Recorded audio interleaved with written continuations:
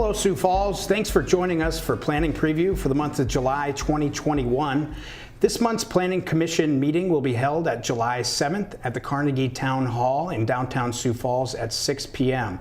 As always, we encourage members of the public to come to speak on agenda items, and we'll get to those in a moment here. But we also strongly encourage members of the public to come and talk about anything planning and zoning related that's not on our agenda. We always love to hear from the citizens, so please come down on July 7th at 6 p.m. Today with me is Jason Bieber from the City Planning Office. How are you doing today, Jason? Great. It's a great day outside today. Yeah, it is. Jason, we're about halfway through the year. What are you seeing from planning and zoning perspective for kind of a mid-year report? Well, from our perspective, we're maybe slowing down just a little bit on applications, but our building permits and development stuff is still way higher than last year where we set a record. So yeah, still super busy. But. Great to hear. So let's, we got a few items to discuss here, so let's get in and we'll talk about the first one right away. It's a rezone from single family residential to the O Office District. It's at 6509 South Cliff Avenue, which is kind of by the USF Sports Complex. Yep, exactly, just to the west of that. So there's an existing church there, and then to the southwest corner of the church, there's an existing office lot. And really what they're doing is that office lot is going to buy a little chunk from the church, a little triangular piece, to kind of construct an office building there. Just need a little bit more room there. So okay, makes sense. Sounds like a good project. Let's go on to the next item, a rezone from C3 Commercial Community District to C2 Commercial Neighborhood and Streetcar District. That's at 4501 East 57th Street, so kind of over by Greystone. This looks like they just want a little more density. Yep. So just to the northeast of that big Greystone apartment complex, we rezoned the majority of a parcel probably about 3 months ago from ag to C2. They're going to do a strip mall, but I guess they needed a little bit more of that. So instead of just having the C3 and C2 on one lot, we thought it'd be better just to kind of clean it up. So okay, understood. Yeah, always good to kind of clean up some of those lines when we can. So next up on the list is a conditional use permit for on-sale beverage establishment within 500 feet of a sensitive use. That's located at 523 West 10th Street, so kind of by 10th and Duluth area. What are they doing there? Yep, correct. Just kind of a restaurant that wants to serve beer and wine and that kind of stuff. We kind of see quite a few of these, as we know, with those commercial corridors in the core, 10th Street, Minnesota, 41st. You do have those commercial retail businesses, but they back up to single family or twin homes there. So typically we see a lot of these conditional uses to make sure that it's a good fit there, and then the neighbors are kind of aware what's going on. So. Yep, that is one of those great things about those conditional use permit. Gets the process through so people can kind of come in and give public input. So yep, we like exactly. to see that. Next up is another conditional use permit, but this is for an increase in a billboard size up to a maximum of 672 feet.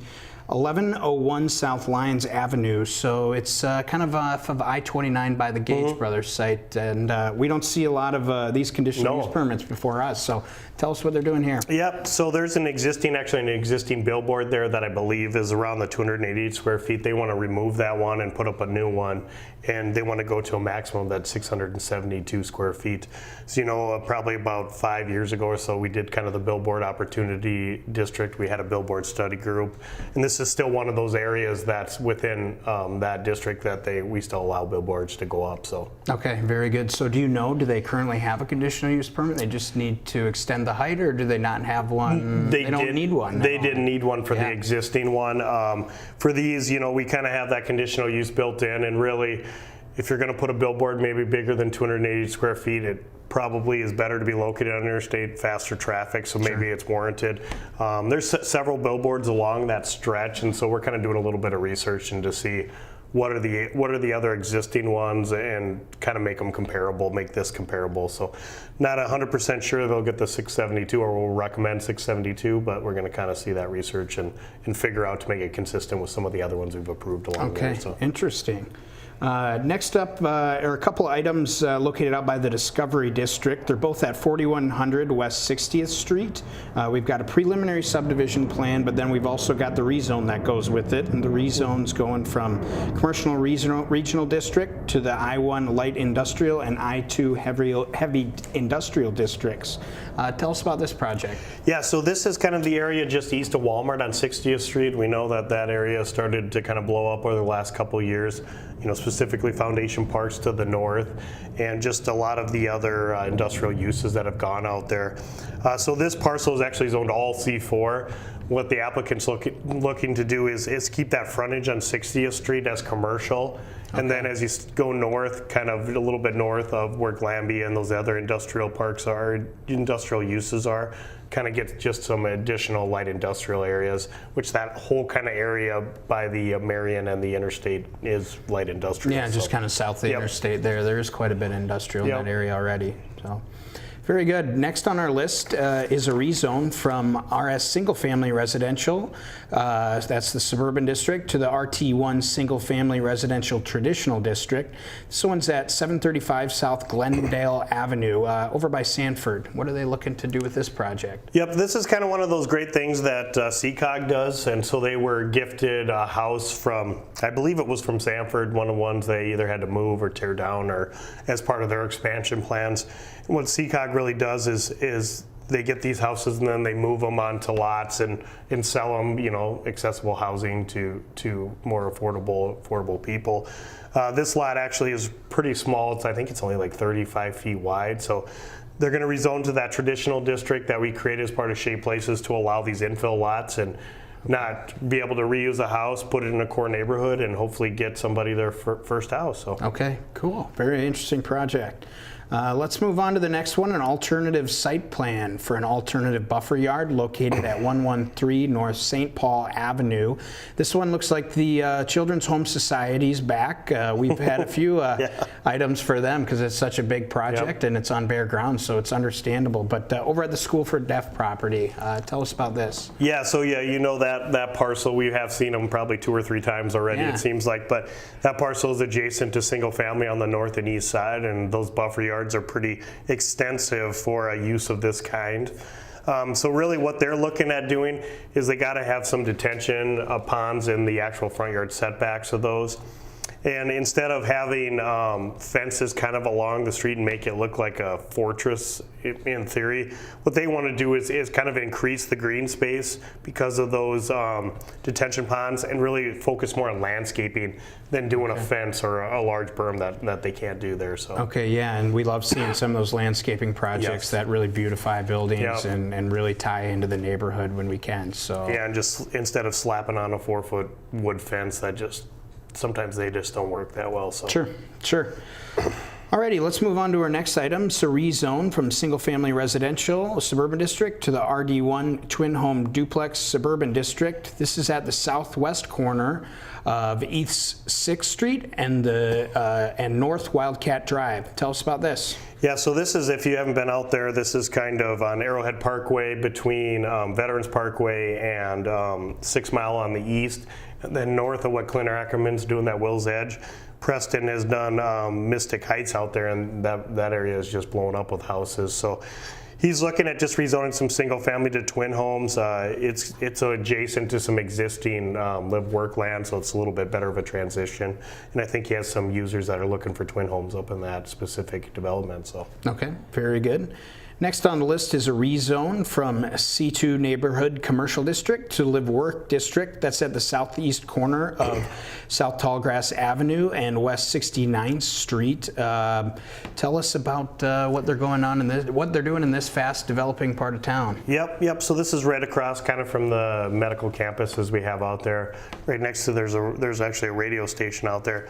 But what they're looking at doing is zoning this live work and doing the majority of it is kind of apartments, getting some more apartment uses out there, but still have some options on the corner for maybe an office or a small medical area. So. Okay, sounds good.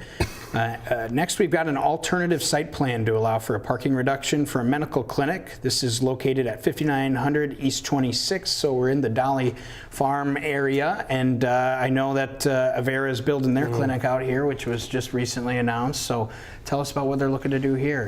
Yep, they just announced this one. So what they need to do now, and we've done this for a couple of the Avera clinics, like the one on 26 in Marion, the one on 69th in Cliff. Their, new model, they just don't need as much parking as maybe our ordinance requires, with more remote visits, call-in visits. And so they provided us with the information, what they've done with all the other clinics, giving us a breakdown of what they think they need for staff, visitors, doctors, that kind of stuff.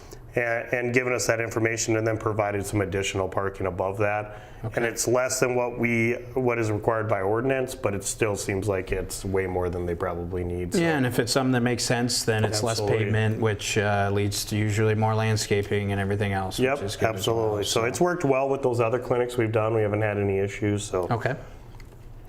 Very good. Let's move on to our last one. Rezone from the RD2 Townhome Residential Suburban District to the RA2 Apartment Residential Moderate Density District. That's at the northwest corner of East 61st and Sycamore Avenue. So we're back by Greystone again. Yep, just to the south of Greystone. These are kind of some interesting looking.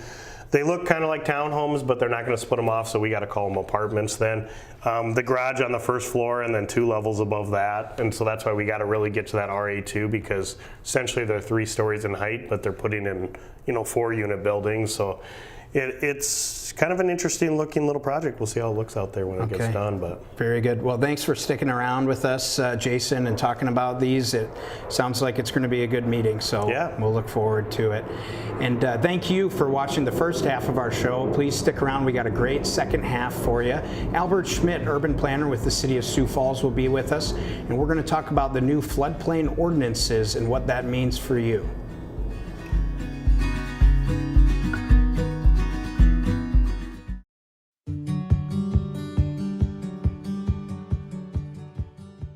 Hello and welcome to today's Maintenance Minute. My name is Seth and I'm here with Bruce.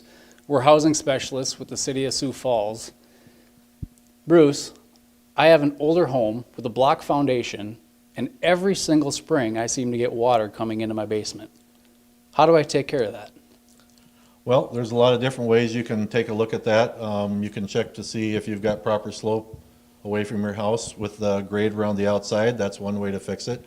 Another way is to do what we've got here, to go around the inside of the foundation and put in drain tile. Come in around, they take the cement out all the way around the perimeter in here, put drain tile down, pour concrete back over the top, put a sump pit in, and then you can discharge the water outside of your home. And that should hopefully take care of any groundwater issues or water coming in from the outside. So the drain tile collects all the water, drains it into this pit, and the pump actually pumps it outside. Right. Yep, it's pumped to the outside. There's a hose that's connected out there that can be moved around your yard. Some people use it to try and water their trees or their plants. The biggest thing is get it as far away from your house as possible, but not out onto the street or across the sidewalks. Great. Well, there you go, folks. If you have an issue with water in your basement, sump pump is the way to go. If you'd like to see if one of our city programs can help you out, call 367-8180 or check us out online at siouxfalls.org.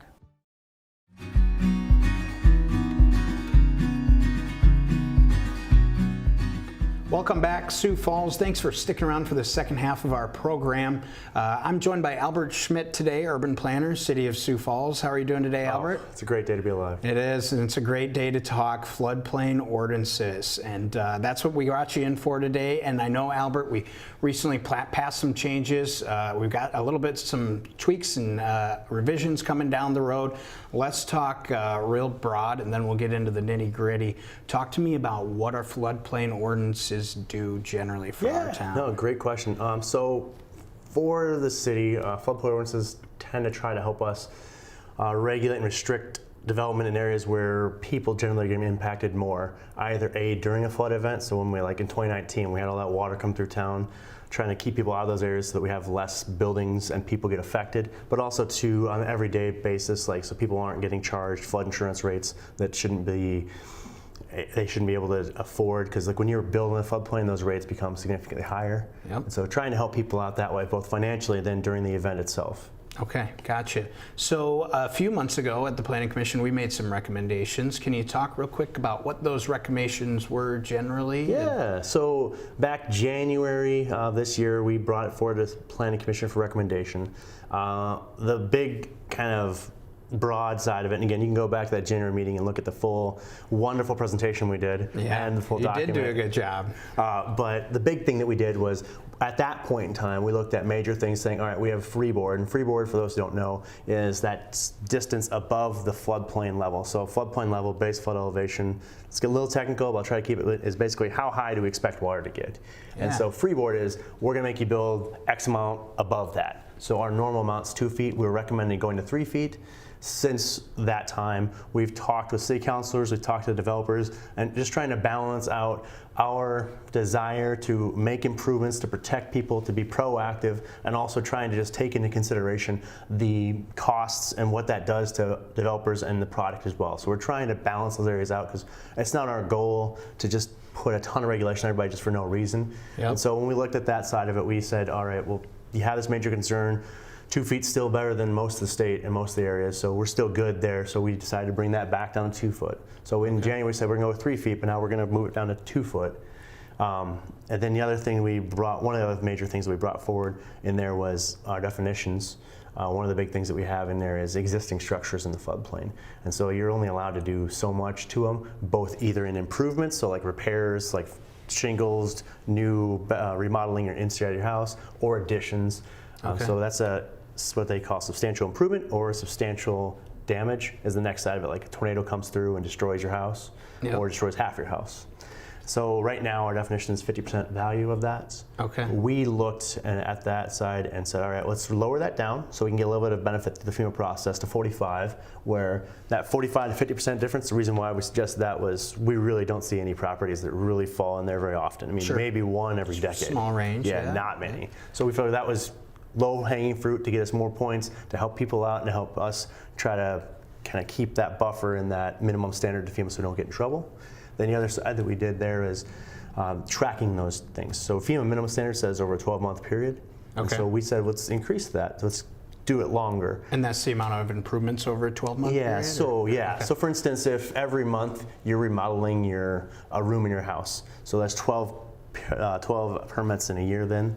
We would add all those together, and that would be your total at that last one. So every time you're getting a permit, we'd always add the previous ones in from the last 12 months and go, all right, here's where you're at, that value-wise. So if you had a $100,000 house, you could do $50,000 worth of improvements and still be under that threshold. And so we looked at going to 45%. Okay. And in addition to, instead of 12 months, we were originally, when we talked to you guys, we're gonna go over a 10-year period.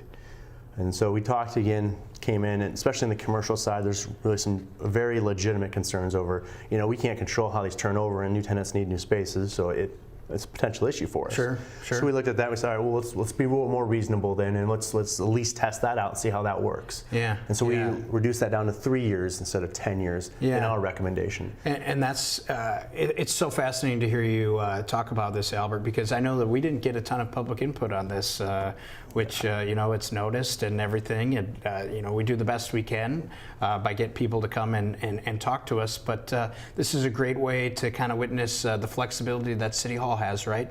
To be able to work with people. And some of those thresholds are definitely beneficial towards individuals.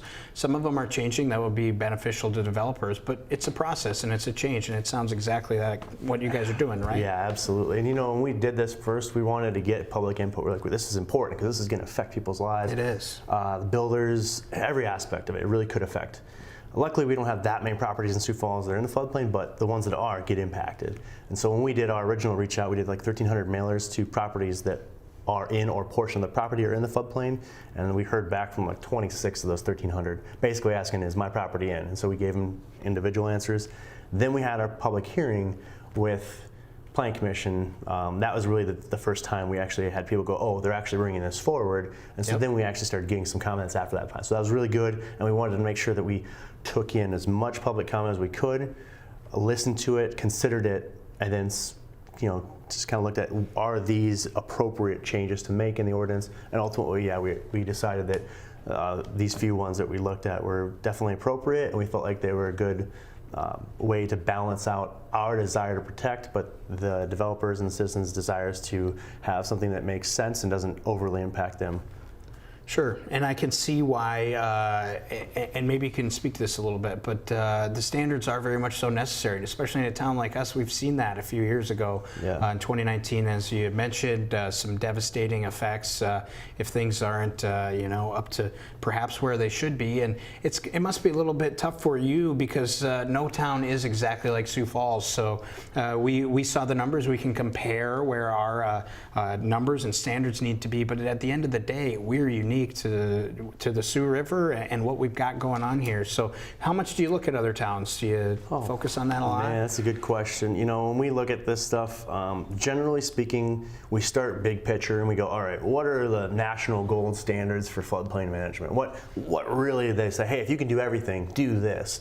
And we look at that and go, all right, so we can restrict everything. We can allow nobody to even travel in the floodplain. All right, we're good. Yep. No, we're not. Yep. So then we try to pare it down and go, all right, what are we concerned about? What have we seen? The nice thing about Sioux Falls is we've seen flooding, yes, especially like in '69 and a few other years in there. 19 was also a pretty bad year, but compared to some communities, we haven't seen nearly the flooding. We haven't seen the development in the areas that are so devastating because our forefathers really did a fairly good job of identifying these areas that were going to be impacted by these areas and either putting levees in, putting diversion channels in up on the north side, or making it parkland. Between those three things, we've really accommodated a lot of area for floodplain and mitigated a lot of those areas out of that area. So we've done a lot of work in the past that we've been lucky to, but in that same kind of idea and thought, we wanted to, with this update, try to do the next level and push that for the forward. And so one of the major things that we're adding in there that's new to the ordinance that we're hoping is beneficial really long term is a thing called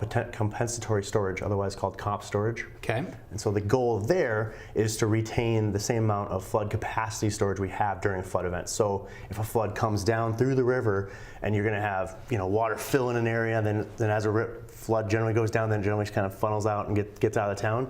Yep. Well, that area that it fills in and sits there over time, that's generally called the flood fringe. And we want to keep the capacity in those areas so that there's room for that water to sit there.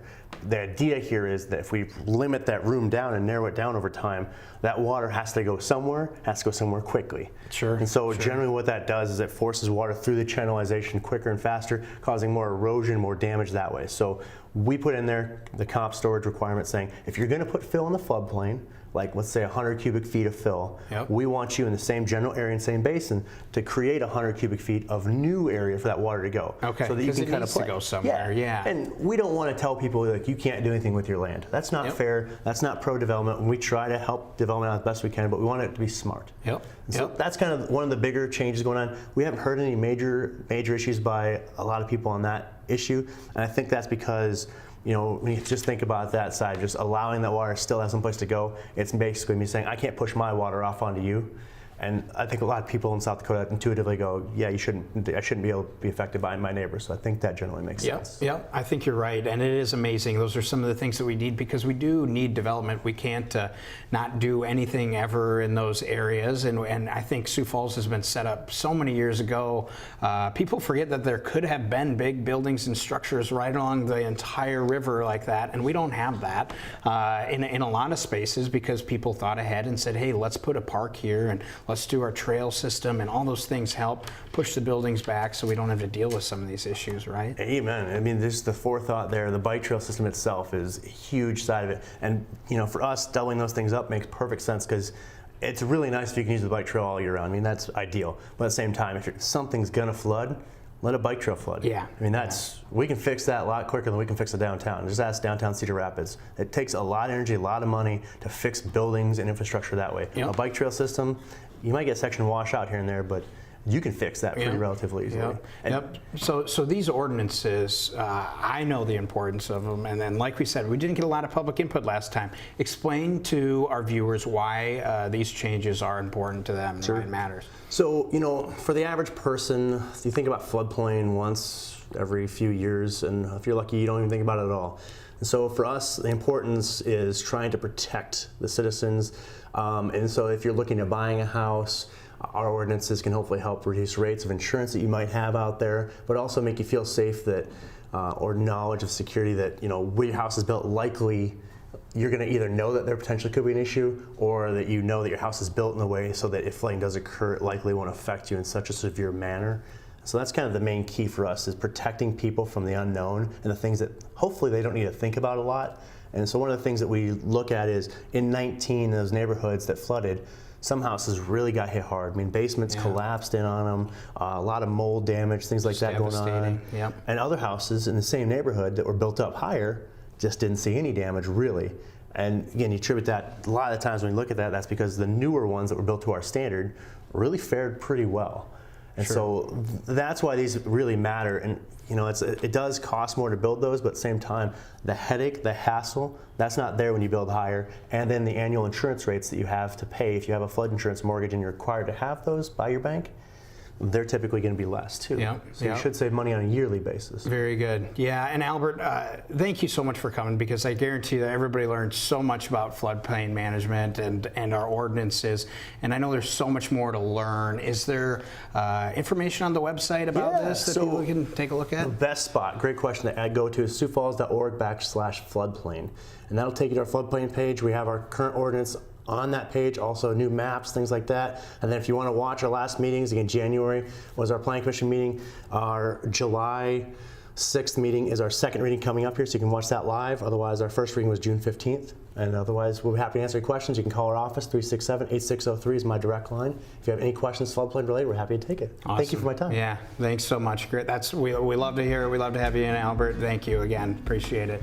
And thank you for sticking around, Sioux Falls.